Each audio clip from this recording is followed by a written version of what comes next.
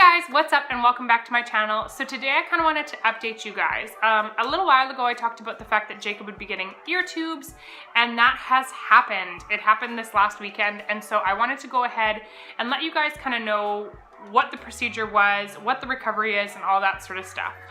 We had to travel to Saskatoon to have the surgery done, and so we traveled the night before we had it because he had to be at the hospital at 6:30 in the morning. So the whole night that we drove down, we were kind of discussing with him what was gonna happen. I wanted him to be excited for it. I know that that kind of sounds silly, but I just really didn't want him to be afraid of it. So basically I just sort of prepped him. I kept saying like, somebody's gonna come and put a little mask on your face, and then you're gonna have a little sleep, and while you're sleeping, the doctor's gonna fix your ears. So then I kept saying to him like, what are we doing tomorrow? And he'd point to his nose like about the mask, and he'd point to his ears, and I say, is the doctor gonna fix your ears? And he'd say yes.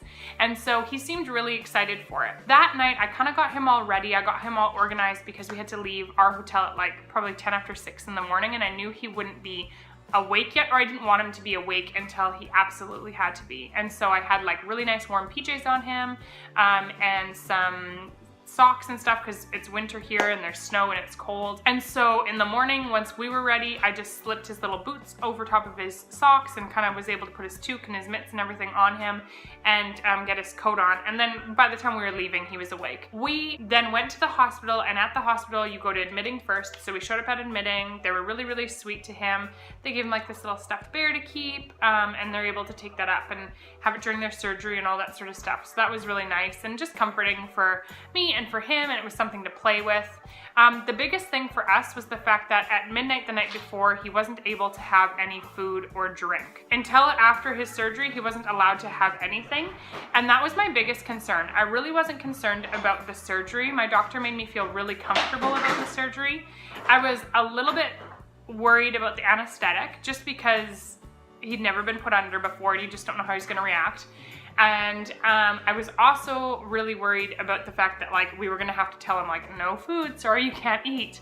And both of those went really, really well. So basically, like I said, we got to admitting, they did all that sort of stuff, and we went upstairs to another like big area, and this was kind of where all of the kids that were having surgery done that day were at. It was a big room with 5 beds on either side, and we were right in the corner on the one bed. So a nurse came over and she weighed Jacob and took all his vitals and his temperature and that sort of stuff, and then just sort of said, so an anesthesiologist will be by and she'll talk to you about like what the procedure is going to be, how long it's going to be, all of that sort of stuff.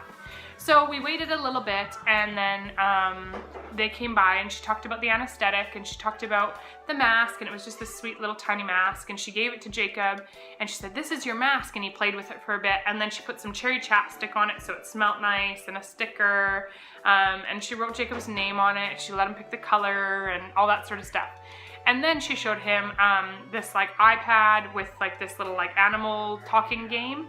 And so she said, once you have your mask on and we're putting you to sleep, you get to play with the iPad, which I think was a beautiful idea. It's something to distract the kid, and it's something to get them excited about the actual procedure. And then we just kind of waited. We had a nurse come by a little while later and was like, sorry, your doctor's running late. Jacob was supposed to have surgery at 8:30, and it was almost 9 by now, and so we're like, okay, no problem. And it's already difficult enough when you have to stay kind of where we are. Like she said, kind of stay around your bed. So, I mean, they don't have TVs in there, they don't have anything, so we like watched Netflix on our phone, and we read books. Like I just brought a bunch of stuff, like I brought toys and books and my phone, just everything that I possibly could to distract him. But he was getting a little antsy near the end, just like anybody would. But he didn't ask for food or water at all, and I think it helped that we weren't having, and no parents around us were having any food or drink either, and so that was really, really positive. Then the doctor came in and he asked us if we had any questions about the surgery at all. He explained it to us again. Basically, they put the little mask on him.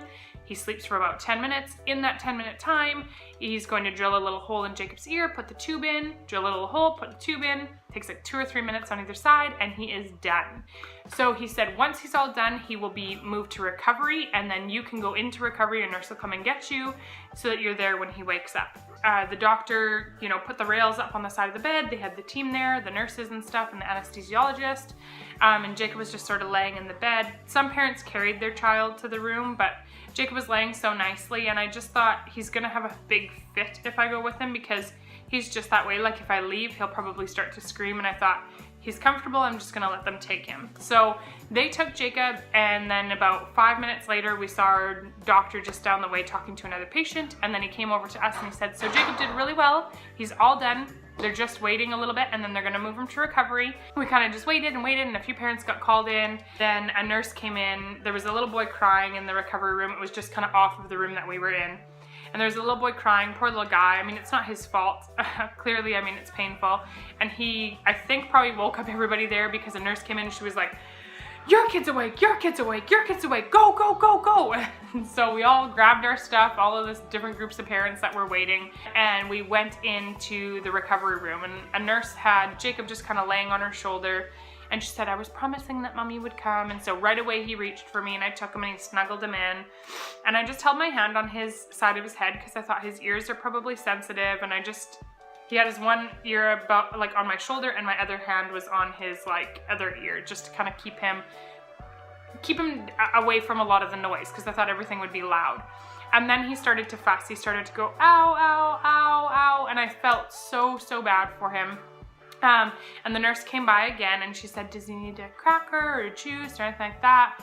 And she was kind of talking, and then she said, sorry, he's probably in a little bit of pain because of that little boy crying. Again, not that little boy's fault at all, but she said everything's just loud, right? So I just walked away. I didn't even say anything to the nurse.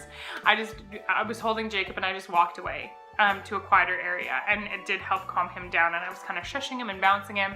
And so my husband talked to the nurse, and basically, yeah, she was just talking about recovery, asking if he wanted juice or crackers or anything like that. So basically for recovery, we have to give him ear drops 2 times a day, 4 drops in either ear.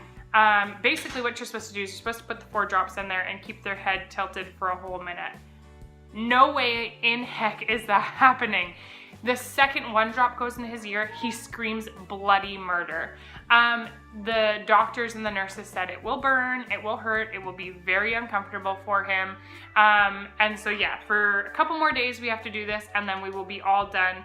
He's getting better, but they hurt. They're not comfortable at all, and you kind of have to pin him down. It's no fun for me, it's no fun for him, and so I will be happy to see these drops go away. But basically they're just supposed to help fight any infection, because the eardrum is now open and it's different than it was before and stuff, so it's helping fight any, like I said, infection or bacteria that can get in there while it's recovering right now. So that's basically the only recovery. After she had given us all the instructions on that, we were supposed to wait about 20 minutes. So we waited the 20 minutes, and then we were able to go, and they discharged us. So we put on Jacob's boots and everything like that, and by that point he was totally normal, totally calm. And we went downstairs, and they had like a Timmy's, and so we had breakfast and everything. And for the rest of the day, he was fantastic. We were like, how is this normal? Like, how is he so fine? So definitely I would say that the only thing that I really hate of this process, and the only thing that is really awful, is the recovery, is these stupid drops. Other than that, everything is fantastic. And so I would say that everything I was worried about before was totally cool, and I didn't know we were having to do these, and so that's not fantastic. So, but that's okay, we will be done them soon, and then hopefully no more ear infections, no more problems, no more issues, and we will be smooth sailing and good to go. As for like splashing in water and all that sort of stuff getting in his ear, he's obviously not allowed to submerge his head in water. We have to be careful of that. You can go get actual earplugs made for him if he is going to be doing any like heavy swimming or heavy water stuff or all that sort of stuff. Right now, basically what my doctor said is you can take a cotton ball, rub some Vaseline in it. We just ripped cotton balls in half and rubbed Vaseline on them, and stick them in his ears. And so we do that for bath and all that sort of stuff. Yeah, it works out pretty good for us. Anyway, guys, I hope that this video made sense. I realize it's a bit long, but that's the whole process that we went through. That's the whole process with Jacob and his ears, and I would definitely do it again. I think it was way easier than I realized it was going to be, and that is totally a positive. So Anyway, guys, thank you so much for watching. Go ahead and give this video a big thumbs up if you enjoyed it, and we will see you in my next video. You want to say bye? Say bye, friends.